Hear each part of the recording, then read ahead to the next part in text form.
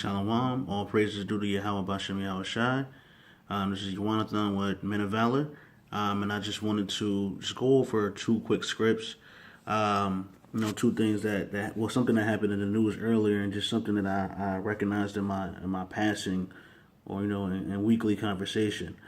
Right now, I'm looking at a man who was from Tennessee. So it was a man from Tennessee who was released from prison after 31 years of being in jail for absolutely no reason. So pretty much it was a wrong conviction. And instead of compensating that man with, something that would be reasonable for 31 years, although I can't even say there's anything reasonable for that, because there's no, there's nothing that can repay him his time, so no amount of money is going to do that. But even in that aspect, or that regard, he was still very disrespected after the fact. So it says a Tennessee man released from prison after a wrongful conviction put him away for 31 years is fighting for an exoneration case that should grant him $1 million in compensation. Lawrence McKinney, 60 years old, of Memphis, Tennessee, was convicted of rape and burglary in 1978 and was sentenced to prison for 115 years. He was released in 2009 after DNA evidence ruled him out as a suspect in the case. After his release, McKinney was issued $75, and he could be eligible for up to $1 million in compensation if the Tennessee Parole Board hears his exoneration case, which has been denied twice already. So he said, "I don't have any life anymore at all. My life was taken away."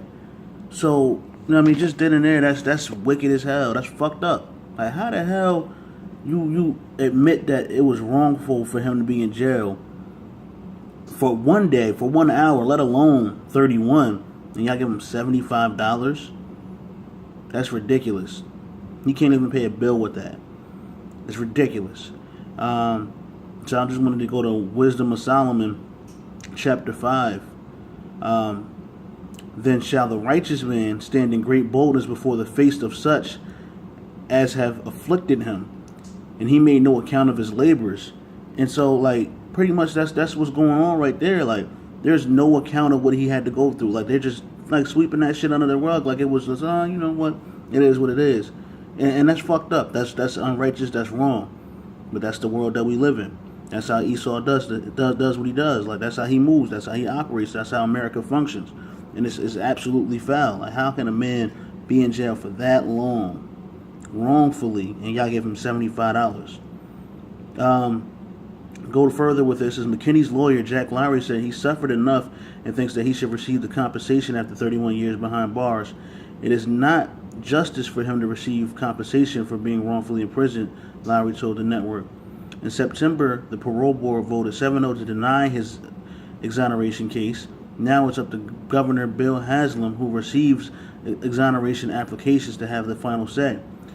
So just why is this even a thought? Why is this even debatable? Yo, you know what? We fucked up. I need to do right by. I need to make my make my wrong. I need to correct my wrong. But Esau holds himself not accountable, and he doesn't take our labor into account, because that brother was in there doing all types of free labor. But again, that's the wicked, man.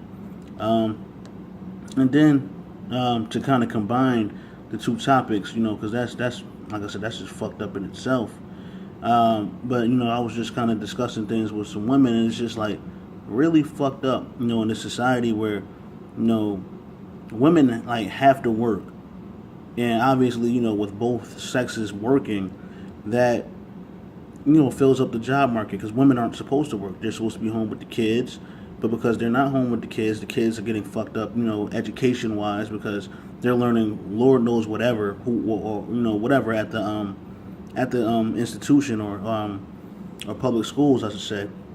So they're learning whatever the fuck they learned in there, which is nonsense.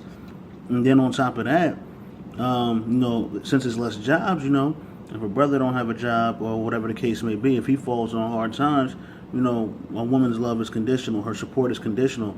And it's because you're not paying no bills, you're not doing this, you're not bringing nothing to the table, and it's just none of this shit would be happening if y'all wasn't working. None of this shit would be happening. Y'all would actually be much more happier. Y'all over there stressing about a nigga not having a job. Well, y'all wouldn't be stressing about shit. But because y'all gotta go to work, y'all stressing about shit that men gotta do. We should be doing that. And it's not no justification for a man, just purposely not working, because the scripture says if you don't work, you don't eat. But just more or less, it's just ridiculous. And I just wanted to kind of, go into this because I think it applies to both, things that kind of cross-reference as far as the scripture. It's Proverbs 29:2. When the righteous are in authority, the people rejoice. But when the wicked bear rule, the people mourn. And everybody's mourning right now. Like, whether it be my man that was in jail for no reason, or whether it be the men and women that are just dealing with the nonsense of the day-to-day struggle of living in America, just trying to survive. It's ridiculous, and it's because the wicked are in authority. A lot of people don't see that, and I'm not, one to be like, just sit on your ass and do nothing, and, definitely, should be proactive, but, everything is still according to the Lord, but it's just a fucked up society when it boils down to it, and it needs to go down. The fact that women feel this way, this shit needs to go down. The fact that men feel this way, like men don't even feel like men. This shit is just fucked up. But regardless, it is what it is, and that's the stuff that we're dealing with in Esau society. But with that said, just hope that this was some edification. And to the next time, shalom.